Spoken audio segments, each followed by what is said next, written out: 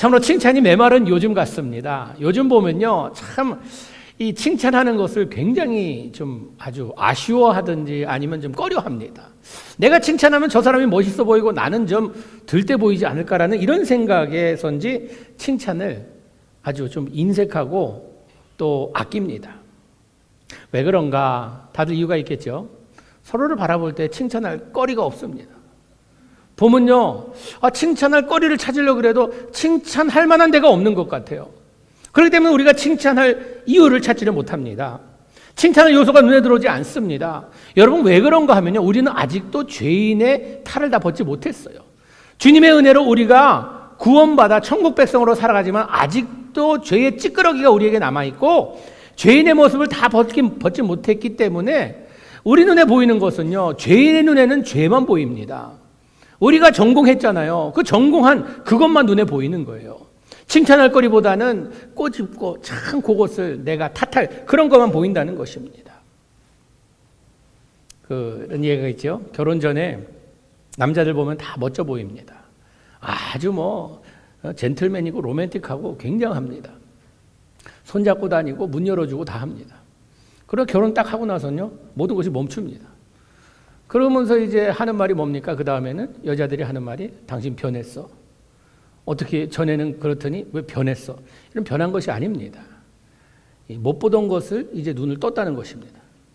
전에는 그냥 눈이 멀었던 눈이 결혼하고 났더니 이게 다 치유됐다는 것이에요. 치유돼서 눈 떠보니까 현실은 그게 아니거든요. 여러분, 인간의 모습은 그렇습니다. 우리는요, 부족한 것을 잘 숨기고 있다 뿐이지 우리의 부족함이 드러나기 시작하면요, 우리가 칭찬받을 요소가 아무것도 없다는 것입니다. 인터넷에서 만난 한 연인이 이제 펜팔로서 편지를 주고받았습니다. 서로 사랑을 고백하면서 너무나 이 사랑에 빠지게 됐어요. 그런데 서로 어떻게 생겼는지 잘 몰랐습니다. 그런데 글을 보면서 여자가 마음이 너무 움직였어요. 아주 멋진 남자예요. 로맨틱하고 너무나 아주 글을 잘 썼어요. 하루는 만나기로 했습니다. 딱 만났는데 남자는 만족해하는데 여자가 아니다라고 생각했습니다. 보니까 남자가 애꾸였어요. 눈이 하나밖에 없어요. 그래서 여자가 따졌습니다. 난 다른 건 다 용납하는데 거짓말하는 남자는 난 안 된다. 당신 왜 처음부터 진실하지 못하고 왜 눈 하나밖에 없다고 얘기 안 하고 왜 나를 속였냐고. 다 당신하고 나 도저히 만나지 못하겠다고. 그러자 남자가 나는 속인 적 한 번도 없다고. 처음부터 난 진실했다고. 언제 얘기했냐 그랬더니 내가 첫 번 편지 쓸 때 말하지 않았냐고. 한눈에 반했다고.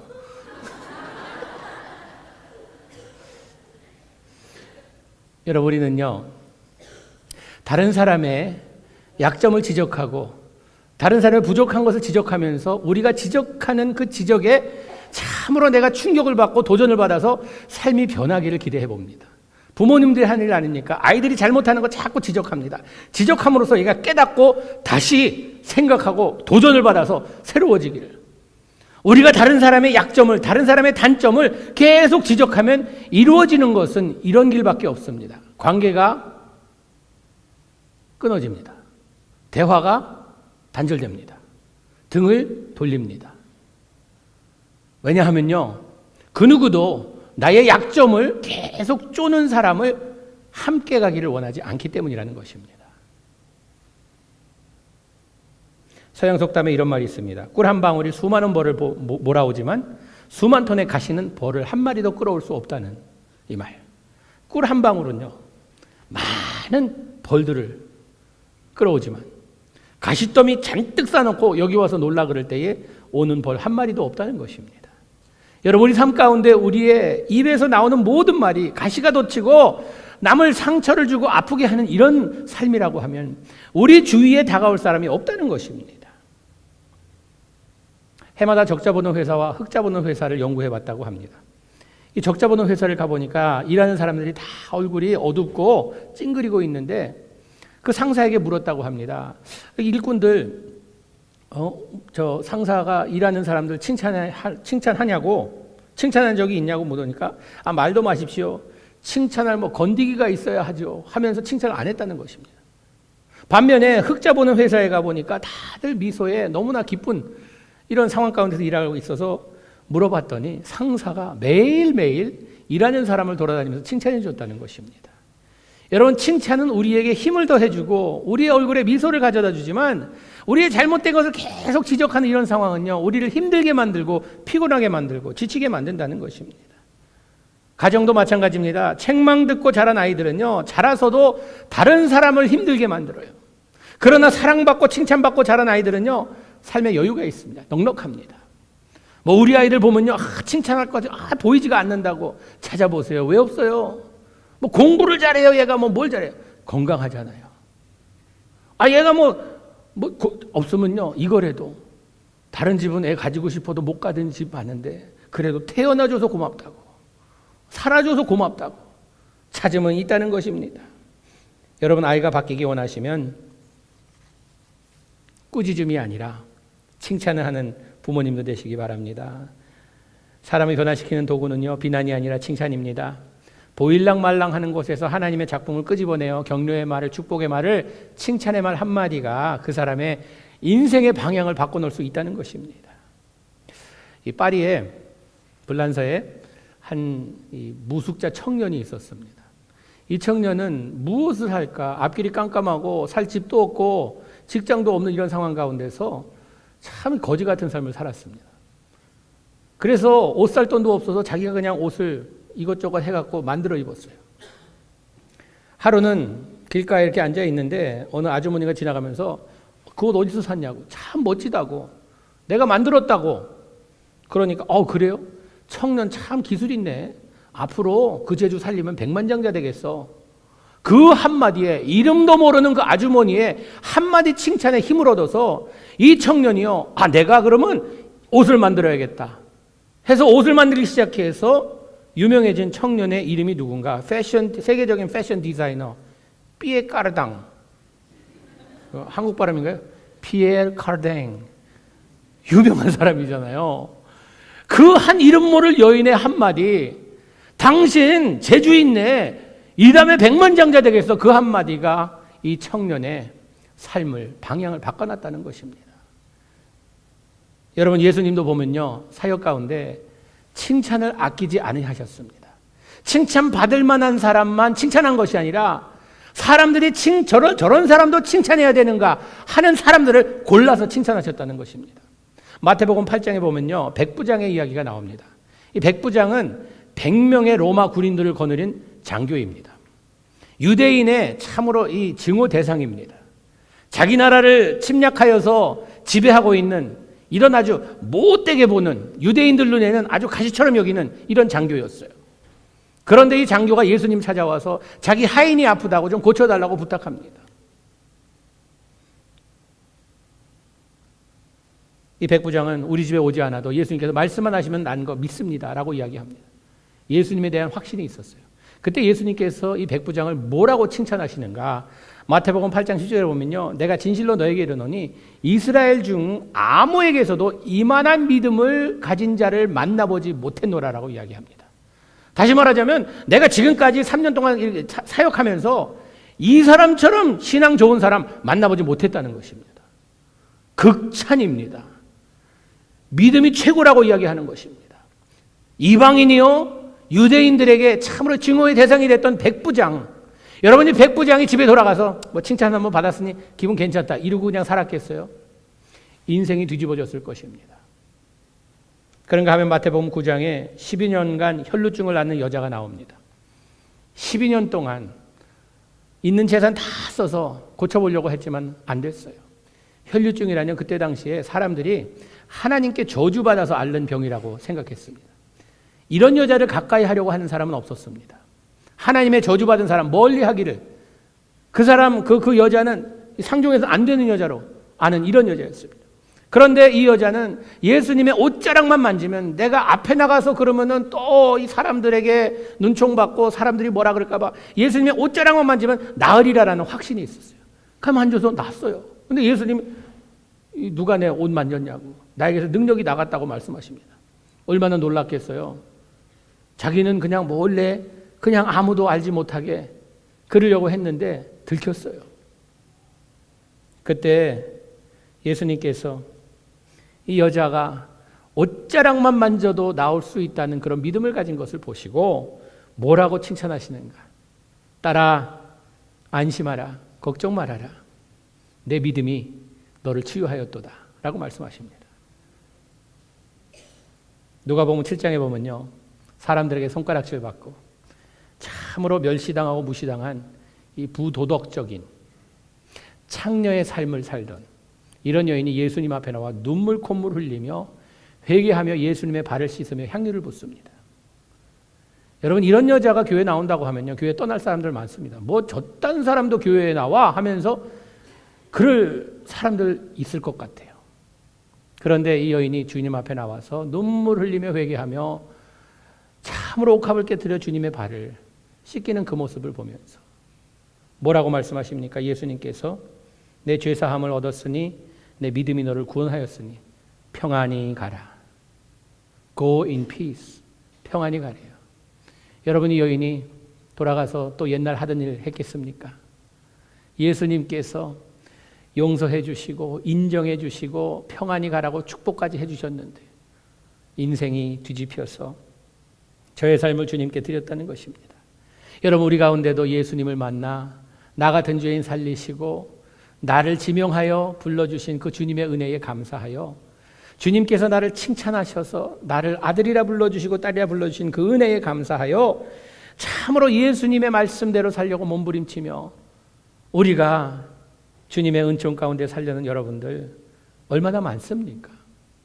여러분, 그렇다 하면 우리는요, 나를 구원해 주신 그 예수님의 모습을 닮아가야 합니다.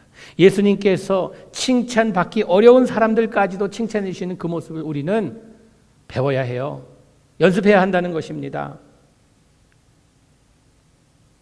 우리가 칭찬 듣는 삶이 얼마나 소중한 삶인지, 무엇에 칭찬을 받아야 할까요? 오늘 본문 말씀 보면 잠언 31장, 여자들이 별로 좋아하지 않는 장입니다. 이 31장을 쭉 읽어보면요, 이 현숙한 여인의 모습이 나옵니다. 현숙한 여인의 모습은 어떤 모습인가? 잠도 안 자는 여자예요. 24시간 일하는 여자예요. 하여튼 뭐 집안에 뭐 안사람 바깥사람 없이 모든 거 다 하는 여자예요. 슈퍼우먼이에요. 도저히 인간으로서는 불가능한 이런 일을 감당하는 여자가 현숙한 여자라고 이야기합니다.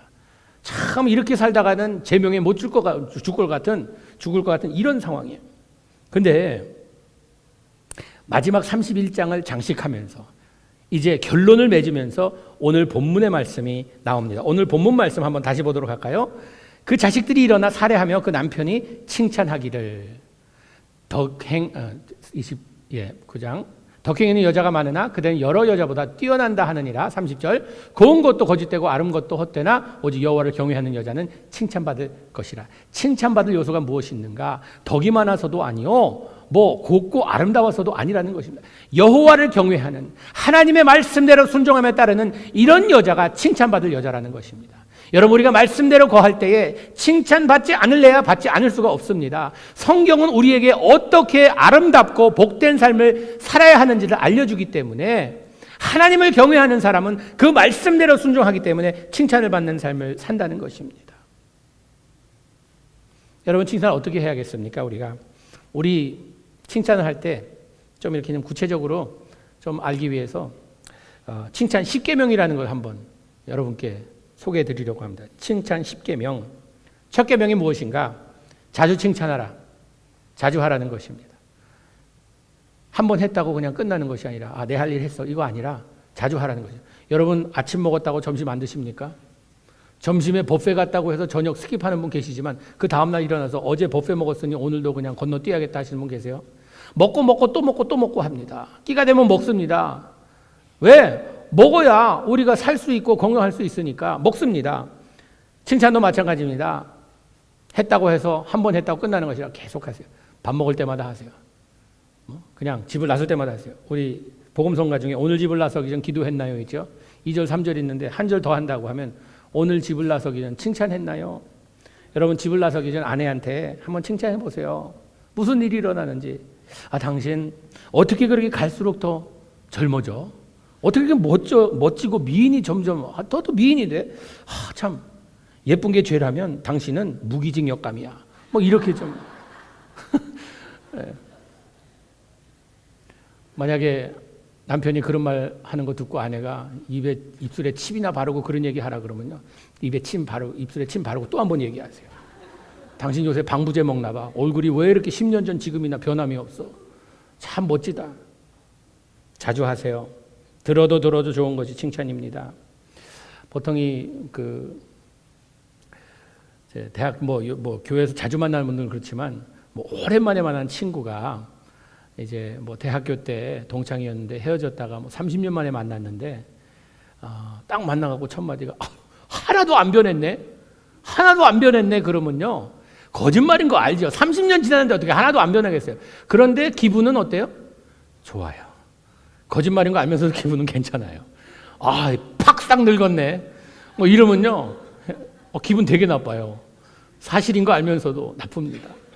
그만큼 우리가 칭찬해 줄 때에 참 우리의 엔돌핀이 돌고 기분이 좋다는 거죠. 두 번째 계명은 무엇인가? 칭찬할 때 열정을 가지고 칭찬하라는 것입니다.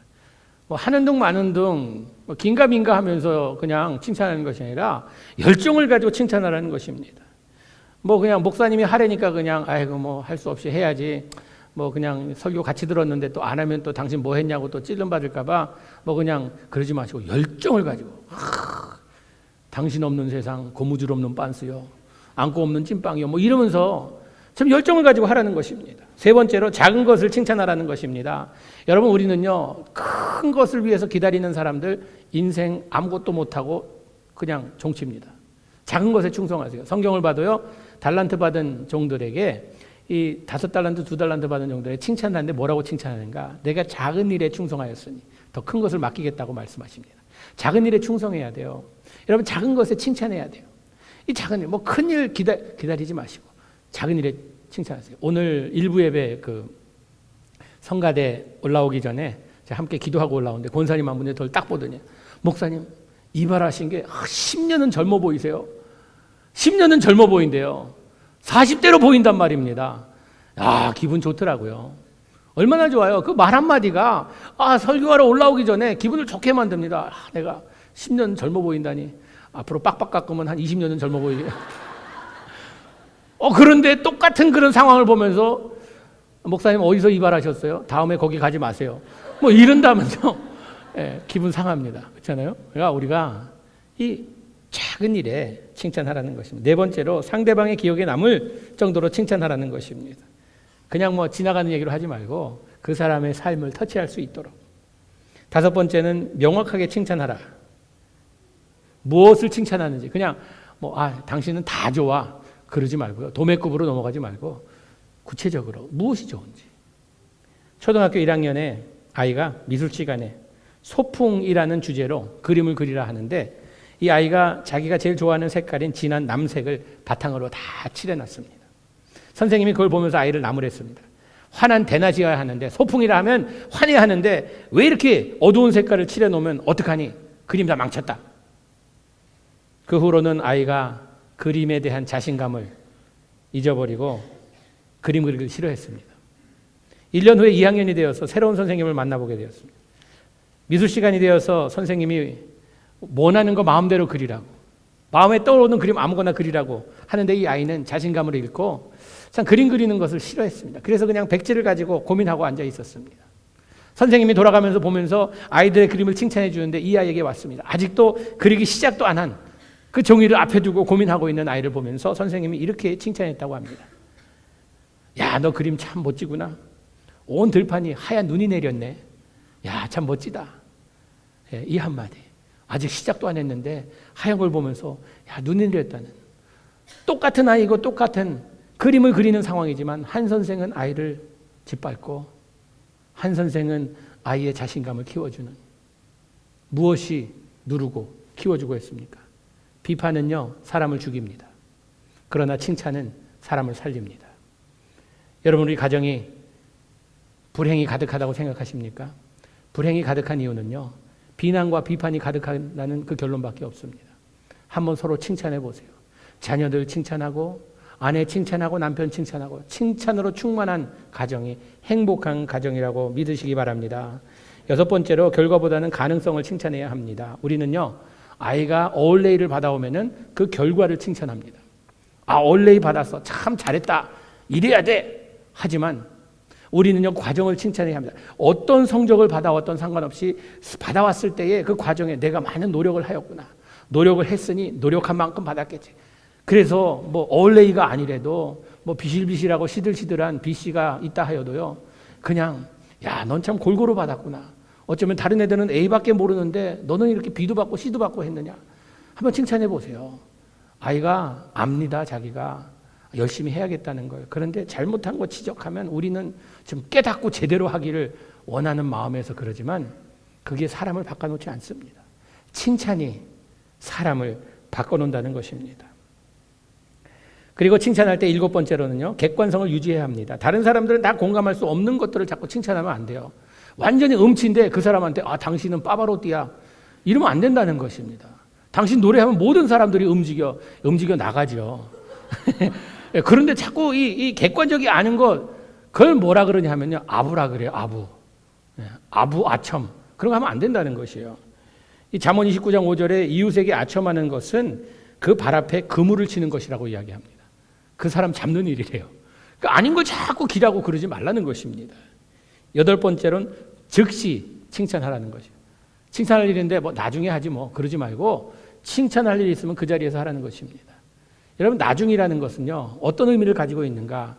나중으로 믿는 사람은요, 우리가 너무 이기주의적인 삶을 살기 때문에 나 중심의 삶이 나중이에요. 나 중심이 되면요, 다른 사람이 보이지 않습니다. 지금 칭찬해야 되면 지금 해야 된다는 것이에요. 9번째로는 부정과 긍정을 섞어서 칭찬하지 말고 긍정적인 것만 칭찬하라. 가끔 이런 말씀 하시는 분 계시죠. 다 좋은데 한 가지 나무랄 게 있다면 옥의 티, 뭐 이런 말 쓰면서 옥의 티면요, 그냥 티 없어질 때까지 말하지 마세요. 좋은 것으로만 칭찬하세요. 10번째로는 칭찬거리를 항상 준비하고 다니라는 것입니다. 여러분, 우리는요, 참으로 죄인의 속성이 아직도 우리 가운데 찌끄러기가 남아있기 때문에 이게 칭찬에 익숙하지 않습니다. 준비를 해야 돼요. 연습을 해야 돼요. 숙제로 알아야 돼요. 그냥 자동적으로 우리에게 다가오리라 안 됩니다. 가정에서도요, 내가 지어먹고 나의 아내에게, 나의 남편에게, 나의 자녀들에게 어떻게 하면 그들의 삶에 힘을 더해 줄 것인가 생각하며 해야 된다는 것입니다. 칭찬은 귀로 듣는 보약과 같습니다. 우리를 힘이 넘치게 해준다는 것이에요. 보통 보면은 저 사람은 칭찬 많이 받는 사람이니까 칭찬 들을 필요 없어. 우리가 결론을 내립니다. 여러분, 그 누구도 칭찬 듣는 거 싫어하는 사람 없습니다. 여러분, 칭찬이라는 것, 보통 뭐 우리가 많은 일을 다른 사람들에게 해줄 수 있는 이런 것들 중에 뭐 돈이 필요할 때도 있고 또 우리가 뭐 학식이 필요한 때도 있죠. 우리가 돈이 없을지라도 공부는 많이 못했을지라도 미천드리지 않고 우리가 할 수 있는 최고의 축복이 무엇입니까? 칭찬입니다. 칭찬. 잘했다. 믿는다. 할 수 있어. 훌륭하다. 멋져. 참으로 이런 한마디가 다른 사람에게 어떠한 힘을 줄지. 세상은 너무나 힘든 것입니다. 광야와 같은 것입니다. 참으로 메마른 땅을 걸어가고 우리가 어디에서 무슨 힘을 얻을지 모르는 이런 세상에서 우리 믿는 자들이 서로에게 힘이 되줄 수 있는 최고의 능력은요, 이 칭찬에 있다는 것입니다. 칭찬을 아끼지 마세요. 후하게 해주세요. 어떤 분들은 나는 뭐 평생 이렇게 살았는데 묵뚝뚝한 남자로 지금 와서 그러면 낯간지럽게, 여러분 나 간지러워도 하세요. 무뚝뚝한 사람이었던 사람이 한마디 칭찬이 얼마나 큰 비중을 차지하는지 모르시죠? 말 많이 하는 사람이 한마디 하면요, 저 사람이야 뭐 항상 저렇게 말하니까 그렇지. 그러나 말 없던 사람이요, 입을 열어서 한마디 다 그냥 칭찬의 말을 던지면 보합니다. 멋집니다. 가족이 놀랍니다. 친구들이 깜짝합니다. 한번 해보세요. 운동선수가 평소에 참으로 실력보다 더 많은 에너지를 보여줄 수 있는 것, 시합 때입니다. 여러분, 시합 때 이 선수들이 다른 때보다 땀 흘리면서 더 열심히 뛸 수 있는 힘이 어디서 온다고 생각하십니까? 응원하는 팀들이 내가 공을 잡았을 때 와 환성을 크게 소리 지르면요, 거기에서 힘이 납니다. 응원의 소리가 칭찬의 소리로 들리고 잘할 수 있다는 확신을 가지기 때문에 더 힘이 난다는 것입니다. 사랑하는 성도 여러분, 이민이 얼마나 힘듭니까? 참으로 삭막하고 인정이 메마른 세상이라 할지라도 우리가 외롭지 않을 수 있는 최고의 길이 있다면 서로를 축복하는 길입니다. 축복하세요. 아끼지 말고 축복하세요. 그냥 마음껏 축복하세요. 그 축복을 칭찬으로 해보세요. 찾아보세요. 저 사람 아무리 봐도 칭찬할 거리가 없어. 왜 없어요? 내가 죄인이기 때문에 보이는 건 죄밖에 없기 때문에 칭찬거리가 없죠. 내가 예수님의 눈으로 바라볼 때에 칭찬할 건 많습니다. 예수님께서는 발을 씻기고 복합을 깨트린 창녀에게도 칭찬하셨습니다. 그런 것처럼 우리가 칭찬을 통해 참으로 우리 관계가 회복되고 가정이 회복되고 우리 교회가 회복되는, 그리하여서 동양성교교에 오는 사람 참으로 여긴 칭찬 충만하여서 들어오자마자 딱 첫 마디가 뭔가 잘 오셨습니다. 참으로 우리 가족된 것을 반깁니다. 너무나 좋습니다. 라는 우리가 서로 축복하며 칭찬하는 이런 공동체가 되기를 주님의 이름으로 축복합니다.